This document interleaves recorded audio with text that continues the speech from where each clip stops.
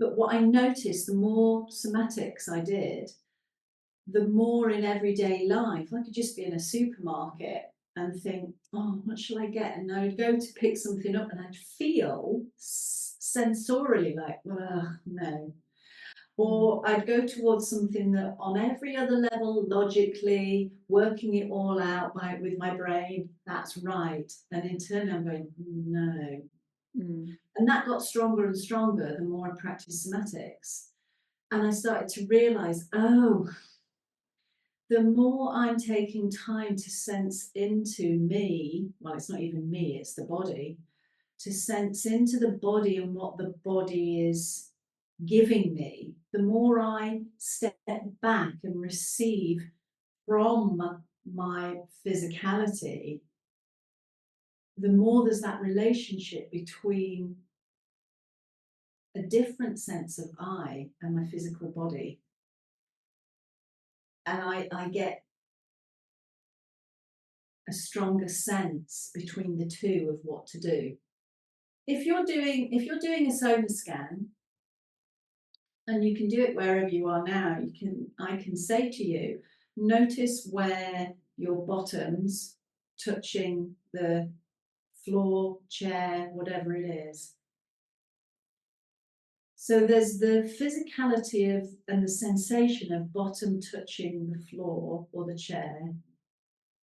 Now, who is receiving that information?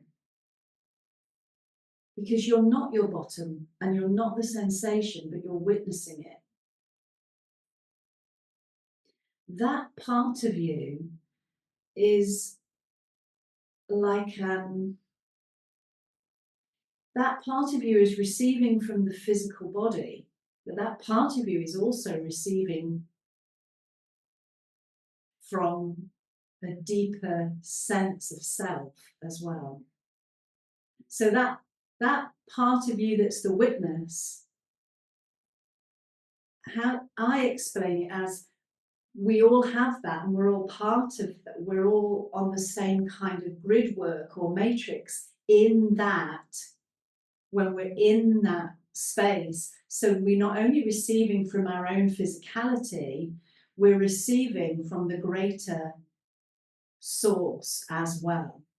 So the more I practice soma scans, whereby I sense into myself, and I also practice somatics, whereby I notice what's moving, how it's moving, the more I have to sit back into this witness self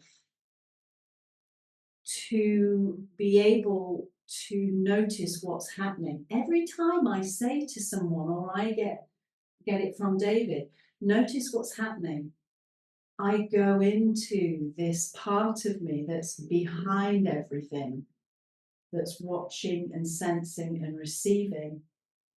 And that part of me is connected to big consciousness, it's connected to whole. And so that part of me gets stronger, and therefore I'm more in touch with an intuitive knowing of what to do. And I think that's why for us, we felt like we couldn't just teach somatic movement on that 3D plane of it's an arch and flat and you do this and you do that. And go off and magical things will happen. It's like, yes, but let's talk about how those magical things happen, because that if we understand what's going on there, that can be used in not just somatic movement, it can be used to create other types of movement classes, it can be used to create other one-to-one opportunities. It's like that's the superpower. And it felt more and more that this wanted to be brought in to be kind of explicitly shared, because I feel that that's what is somatic with everything. So when there's such a big rise, I only have to be scrolling on Facebook or Instagram for about half a minute and I've seen an advert for somatic Pilates or somatic something. And what it's showing me is how to do something. It's put your feet up against the wall and do this thing. And I'm like, But what's somatic about that? That's the physical part. But the somatic part is the ability to drop into oneself. And weirdly, we talk about somatics through this idea of the body. And that is the portal, that is the doorway. But it's not the body, it's something else. So when people constantly keep translating somatic as the sensing your body, still the idea keeps coming back to body, body, body, body. And it's like, it's the thing that's observing the body. It's the thing that's witnessing. It's the thing that's part of the processing of.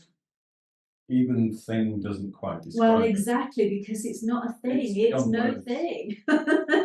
So I think that's when we're connecting with that within ourselves, but with clients and students, and that's what we're teaching too, that's where the magic happens.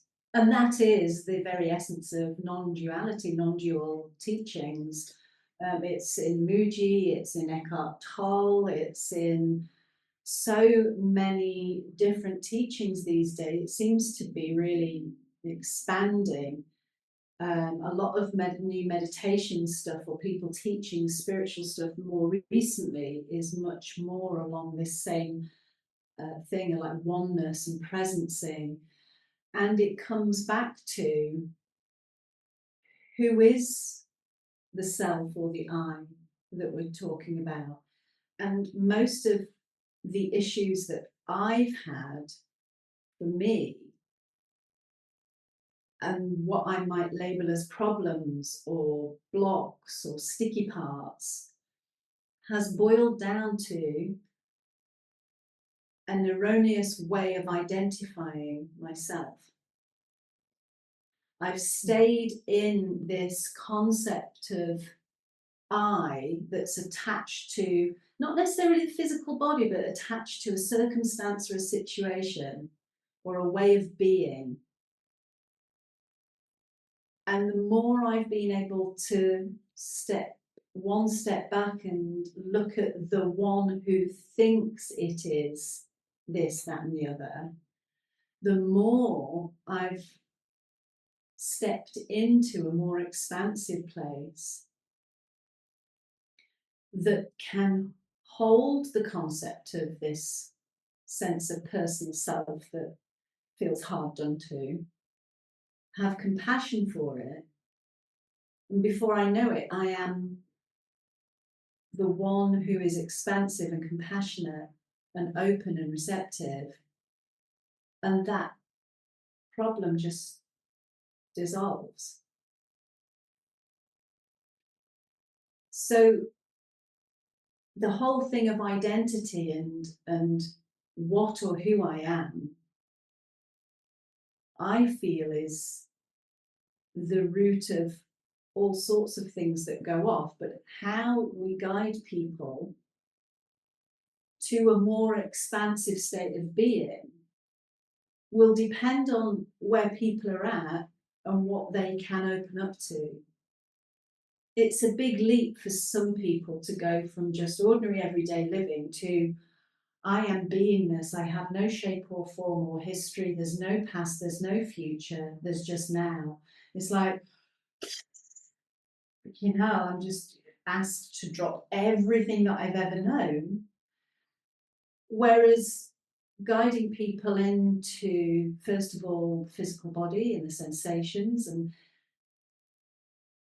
guiding them to a place where they can witness that and sense that and observe it and have an awareness of a pain and just breathe into it and witness Sensation. it. Yeah, and witness it dissolving. And then suddenly it's like, oh, there is no pain. And then they're able to recognize that they are either witnessing a sensation or not witnessing, but they're not it, and it's not a fixed thing, can be a great step towards awakening to a much bigger sense of self.